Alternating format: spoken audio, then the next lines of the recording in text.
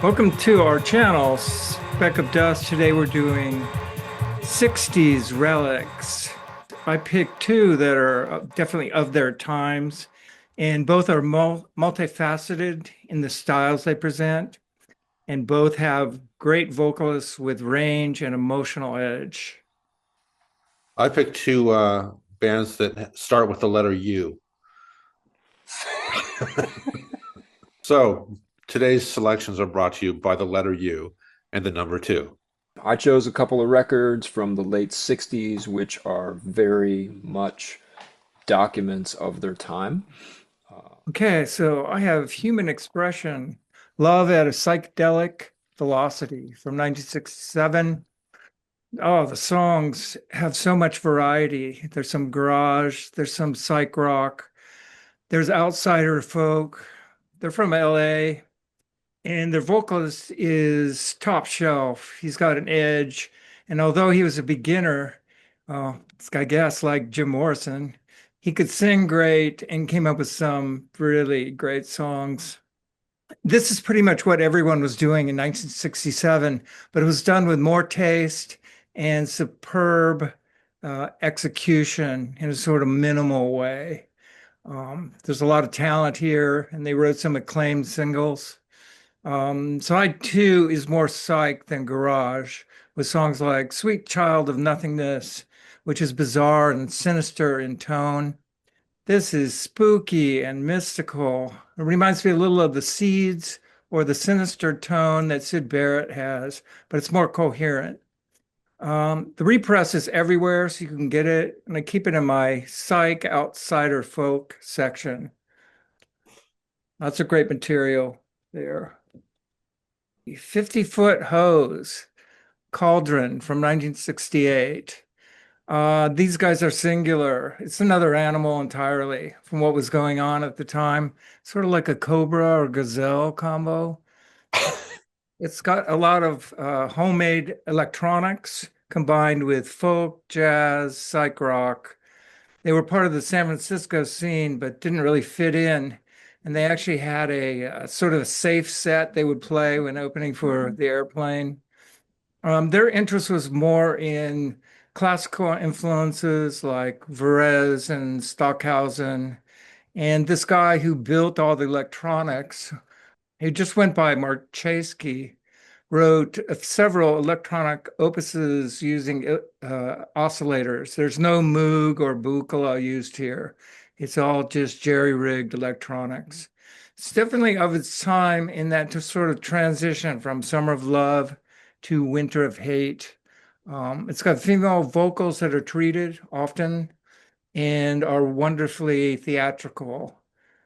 From Nancy Blossom, I guess. They also do an electronic version of Billie Holiday cover, Bless the Child, but you would never recognize it with the electronics. So this is early proto-psych everything. Psych with a dose of musique concrète. And Marchese had an alliance with the San Francisco Tape Center.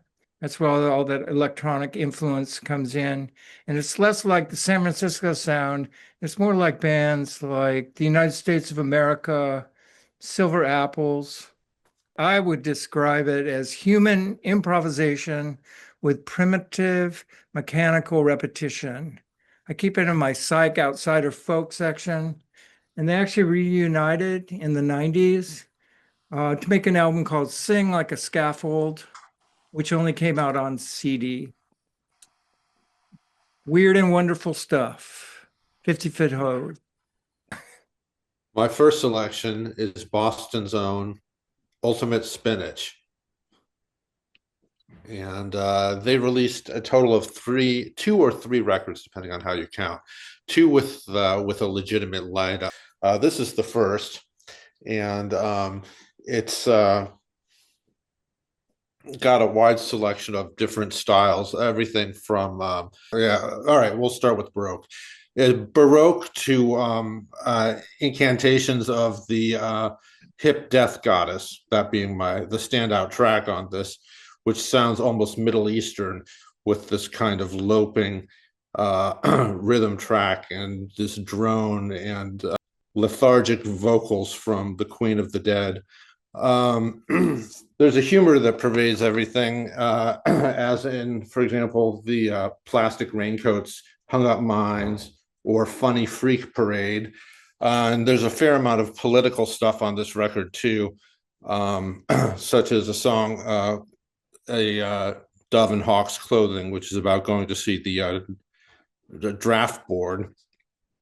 This sounds a lot like what was going on on the West Coast at the same time, but it's perhaps not quite as earnest and has a little bit more humor.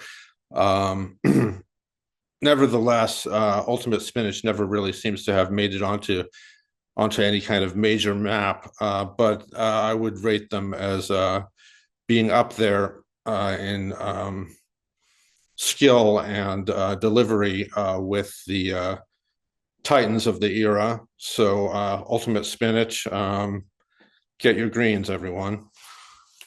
Then the second album, starting with you, is by the whole United States of America. So this also released the record in 1968, and it's also a sort of collage. There's a whole variety of styles. Again, there's classical stuff, but here more in a sort of 20th century musique concrète kind of vein. There's songs that sound like they could have been done by Stereolab or Broadcast. And then there's sort of more standard hippie era send-ups of Straight Society. A very interesting record in terms, because the main guy behind it, Joseph Bird, who died just last November, and studied with various 20th century composers like John Cage and Morton Feldman in New York, and moved out to LA to study ethnomusicology. It's got male and female vocals, and tons and tons of primitive electronics. This is some kind of homemade electronic wizardry being used here, which only adds to its charm, in my estimation. A great and varied album that stands the test of time very well. Yeah, don't be fooled by the title. This is not some kind of proud parade through Americana. This is the sort of underside of of counterculture of the 1960s United States of America. My first record is David Axelrod's Song of Innocence. This is from 1968. It's a psychedelic pop, classical, funk, jazz, R&B record, I guess you might say. Axelrod, he had been working as a producer and an arranger in LA since the 50s. The guy had logged crazy studio time by the time he put this record out, his first solo record, in which he composed and arranged everything, but didn't, he didn't play any instruments. That wasn't really his thing, I guess. But so these songs here are a bunch of William Blake poems kind of set to music. It's all instrumental, but he was trying to evoke the feelings of these Blake poems. So to get this, he used 33 different musicians. This is ambitious stuff, like brass, strings.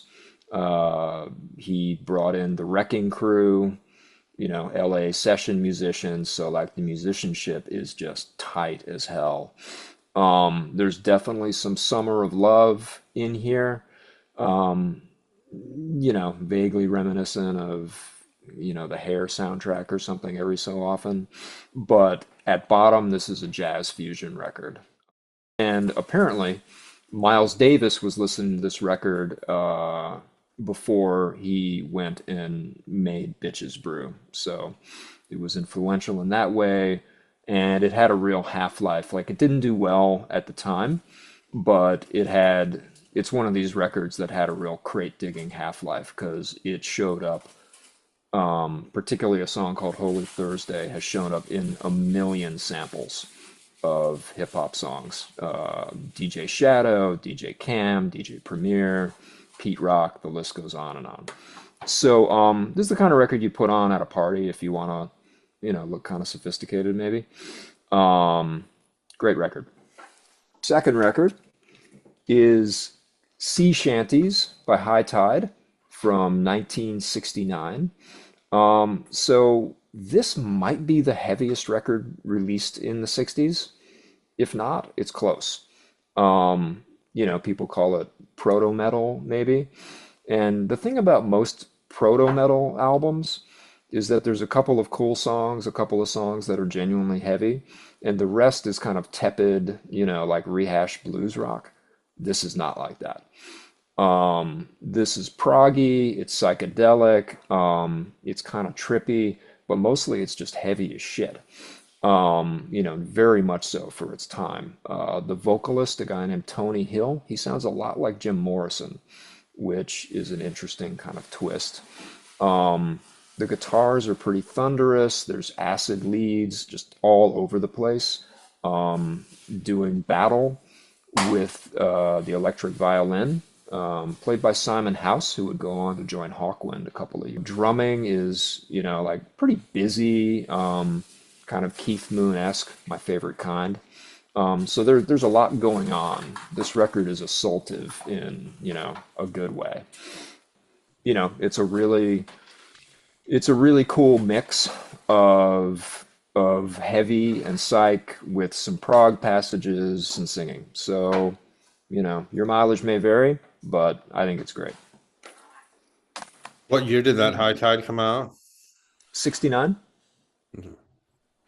50-foot hose. Primitive burbling and fizzing and sizzling of the electronics. And he would contact mic metal, and so he was beating on it just like... Einstürzende Neubauten. Love hearing you say that. We love when you speak German. Maybe I can still entertain you with German when I just sort of randomly babble it. So here's what it says. 50-foot hose refers directly to the length of electronic cables used by Mark Casey to connect his homemade electronic instruments, theremins, fuzz boxes, loudspeakers from World War II bomber. So it's not a dick joke. Do you guys know this Axelrod record? Jack Nietzsche. Jack Nietzsche. Well, I think Axelrod isn't really all that well known by his name. Yeah, the next one was Song of Experience, and then there was one called Heavy Axe. Sort of had an environmental theme. Yeah, Earthrod. Ultimate Spinach. Yeah, I like the one about the hip death goddess. What about the United States of America? I got that at a antique store on Valencia Street. Well, apparently they actually started in LA, although they're New Yorkers. That is a particular kind of New Yorker. What about High Tide? It's definitely got a little bit of a High on Fire vibe, like 30 years early. Vinyl Fetish Club. How about furry vinyl? Musique concrète composers. Music concrète. Ground them out. And you're not working for the government. Lean into it.